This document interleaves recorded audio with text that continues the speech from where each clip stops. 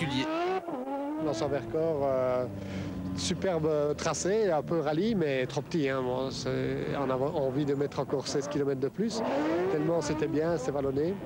Et là, Marcel a fait 6e, j'ai fait 10e de nouveau. C'était bien sympathique. Le problème, c'est que la piste est un peu dégradée. Il y a eu des ornières et notre voiture est un peu large, un peu encombrante et on a manqué d'agilité. Mais en général, je suis satisfait de ce trophée Andros parce que c'est quand même une belle expérience. C'est comme un des seuls sports automobiles où on peut encore glisser, où on est autorisé à glisser, où on fait encore du spectacle. Le problème, c'est qu'on ne roule pas beaucoup et qu'on ne roule pas longtemps. Mais sinon, c'est quelque chose de magnifique à vivre parce que, vous savez, mettre une voiture en 4e à fond, tout à fait à l'envers et ne pas perdre du temps par rapport aux autres qui font pareil, c'est quand même grand. Hein. Il faut profiter encore de ces dernières chances de pouvoir rouler en glissant.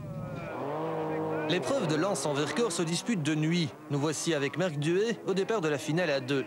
Le circuit sillonne entre les arbres. On se croirait en pleine spéciale de rallye. Une spéciale où le monégasque Jean-Pierre Richalmy et sa Daewoo préparée chez RAS nous emmènent à bord.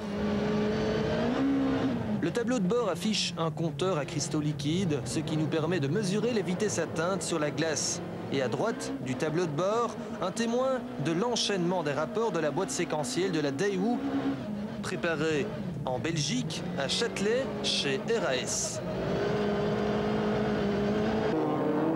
À Lens en Vercors, les voitures évoluent entre 30 et 100 km/h. Sur la glace, entre deux murs de neige, c'est très vite. Marc Duet termine 6e de cette première finale, une finale remportée par les Opel Tigra de Jean-Pierre Malcher et d'Éric Hellary.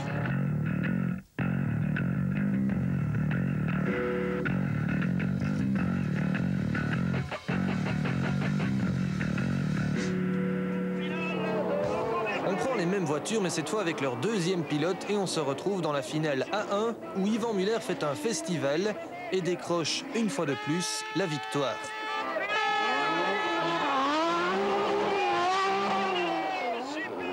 Derrière Muller, c'est la bousculade.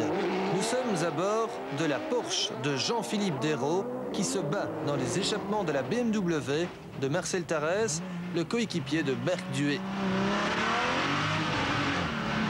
Desraux est à l'attaque, mais il va être surpris.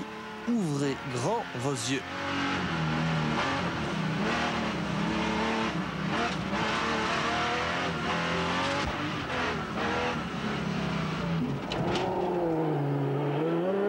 Un fusible saute. Le feu prend immédiatement dans l'habitacle. Grâce à sa combinaison inifugée, Jean-Philippe Desraux s'en sort sans trop de mal, mais il a eu chaud. Au classement provisoire des pilotes après Lens en Vercors, Yvan Muller se rapproche tout doucement d'un deuxième titre. Il devance les 3 pilotes Opel, Éric Hellary, Philippe Gache et Marco Allen. Marc Duet, 12e.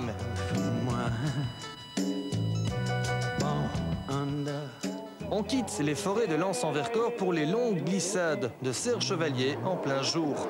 Marc Duet n'y connaît guère de réussite. Il termine seulement 8e de sa finale, à 8 tours du vainqueur, Éric Hellary sur Opel Tigra. Marcel Tarès, le coéquipier de Marc Duet, ne connaît guère plus de réussite. Après avoir complètement manqué son départ, Tarès ne se fait pas que des amis dans le peloton. Il dépasse la Porsche de Jean-Philippe Desraux et l'Opel Astra de René Arnoux. René Arnoux, grand spécialiste du stock car sur glace.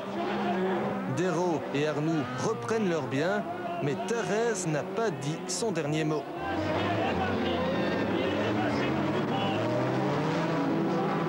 En finesse et sans toucher la moindre carrosserie, Marcel Tarès repasse René Arnoux.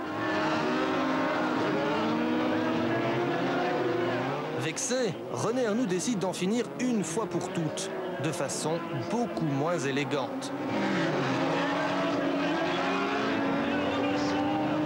Arnoux terminera 7e, Tarès 8e, d'une finale à 1 remportée à nouveau par Yvan Muller, qui en profite pour décrocher un deuxième titre consécutif dans le trophée Andros. Monsieur Tourniquet est donc sacré pour la deuxième fois, une épreuve avant la fin du trophée Andros. Il devance Hellary, Gache et Allen, Marc Duet 12e et premier belge.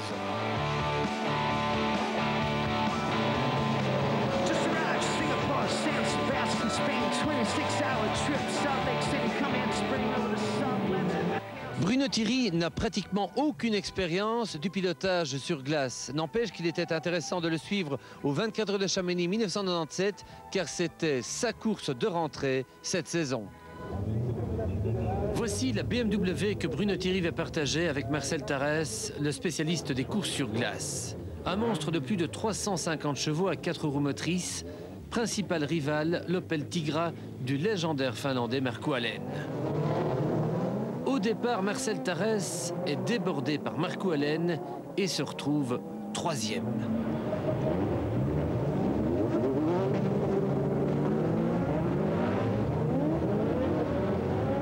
Alén est bien parti. Par contre, l'affaire est plutôt mal engagée pour Marcel Tarès. Après 2 tours, Tarès réagit pourtant et déborde la Daewoo RS Sport de Gounon-Richelmy. Le voici deuxième. Il attaque alors l'Opel Tigra de Markku Alén. La passe d'armes est chaude. Alén résiste, mais Tarès passe. Il prend la tête.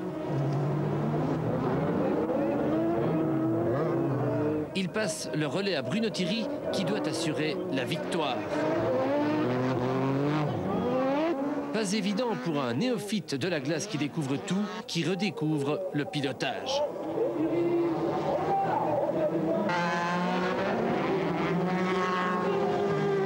Je dosais trop l'accélérateur, j'essayais toujours de rechercher la motricité et les spécialistes du trophée Andros m'ont bien dit que je faisais certaines erreurs. Au niveau trajectoire, c'était bien, notamment Yvan Muller, François Chatriot et j'en oublie.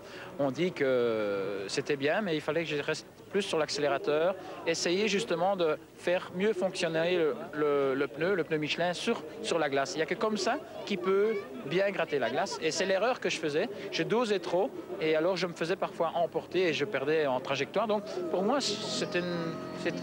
j'ai dû apprendre à reconduire sur la glace par rapport à une voiture de rallye. Bruno apprend vite. Parti en tête, de façon musclée, il se ferait un passage parmi les attardés et remporte sa première course. Pour un coup d'essai, c'est un coup de maître. Pour son retour en course, c'est mieux, beaucoup mieux que prévu.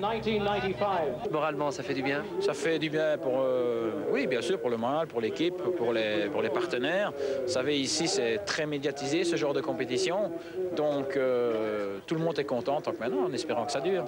Toujours bon à prendre. Ça Voilà. permet d'oublier pendant quelques instants ses soucis. Ce qui est pris n'est plus à prendre. Voilà. Prenez la suite. On verra, oui.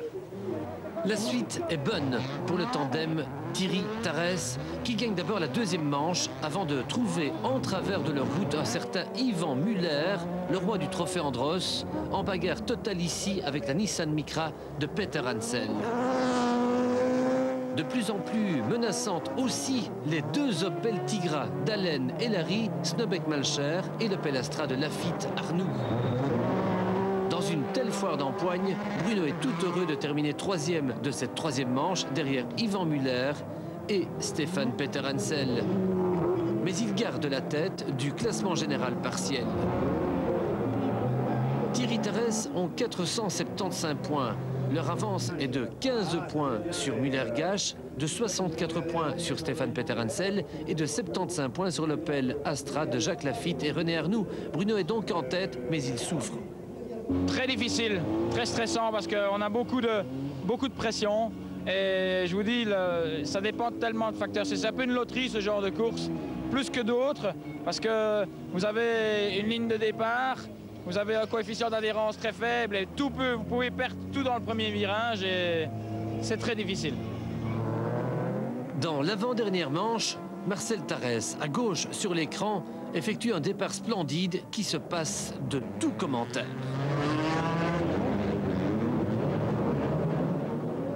Après le premier gauche, il se retrouve en tête, pourchassé à distance par l'Opel Tigra de Markku Alén.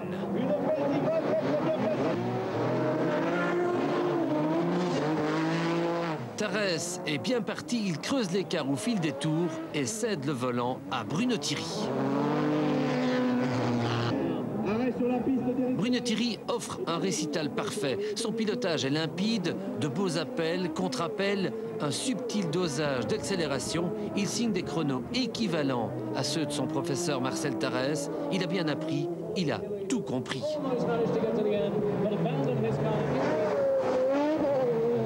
Il gagne cette manche, il est en tête des 24 heures de Chamonix. Il reste une seule manche. Va-t-il gagner? Je sais pas.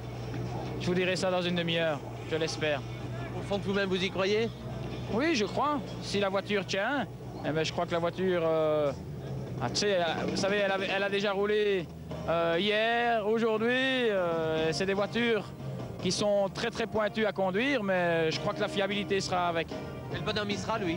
S'il vous plaît. Le bonhomme Thierry sera fiable? Je crois, j'espère. Bruno est le grandissime favori de l'ultime course. Mais son équipier Marcel Tarès est surpris au départ par la BMW de Muller et l'Opel de Lafitte. Le voici troisième dans le premier gauche, enfermé dans le gros du peloton.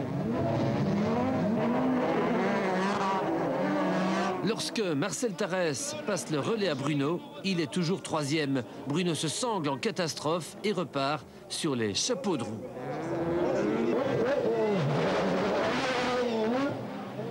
Bruno se bagarre pour améliorer cette troisième place. Pour gagner le général, il doit en fait terminer deuxième.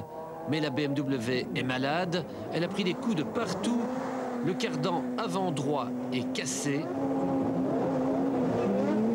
Avec seulement 3 roues motrices, Bruno ne peut plus remonter. Il est même tout heureux de sauver de justesse la 4e place partielle. Au général, il est battu de justesse par Yvan Muller, seigneur de la glisse. Muller-Gache s'impose avec 585 points, soit 18 de mieux que Thierry Tarès et 75 de plus que l'Opel Astra de Lafitte Arnoux. Sur le podium, Bruno reçoit les félicitations de son coéquipier Marcel Tarès. Voici ce qu'il pense de Bruno. Ben, que du bien, parce qu'il n'a pas fait un seul tête à queue, pas fait une seule erreur. Et c'est très bien qu'il ait conduit avec nous. Je suis très content et personnellement, je garderai un très bon souvenir à tel point que ça m'étonnerait qu'on ne fasse pas quelque chose ensemble s'il le veut. Voilà, un garçon très fair-play, très gentil et toujours à l'écoute des consignes et respectueux du matériel.